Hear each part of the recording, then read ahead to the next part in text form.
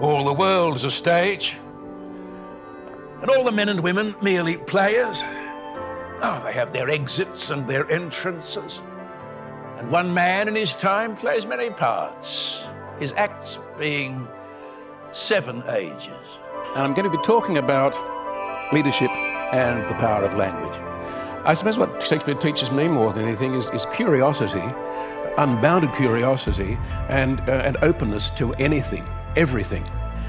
It's also his most original play, in that he created this whole story and all the characters, which was unusual. Most Elizabethan writers didn't do that.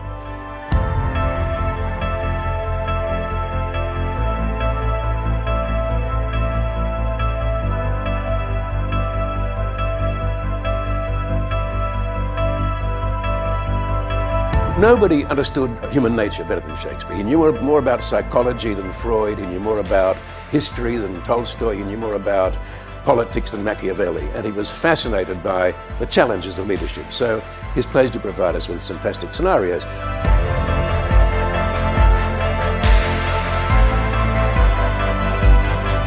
If circumstances permit, you can make a number of significant choices.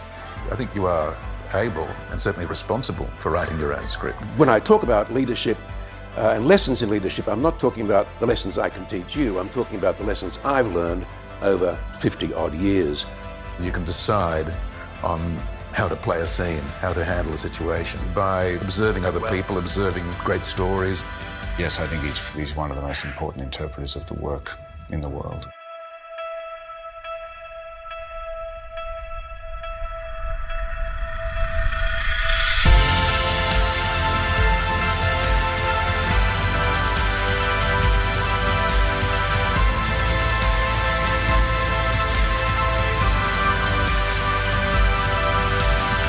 I think you can never stop finding new levels in Shakespeare. Why, at the end of the day, was one man left standing? Why was it the young outsider, Octavius, who became the most powerful man in the world? And so we find new meanings or different meanings in the text. And urges them on with this great speech, once more unto the breach, dear friends, once more. Once more unto the breach, dear friends, once more.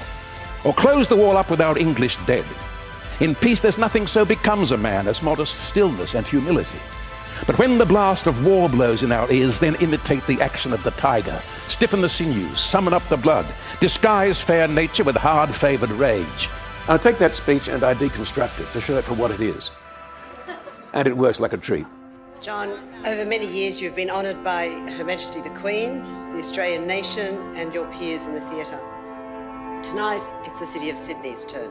John, I would like to present to you the key to the city. If Tim had found a show not entirely to his satisfaction, he would still come across the foyer and shake my hand warmly and say, "Well, John, that was something." Thank you and good night.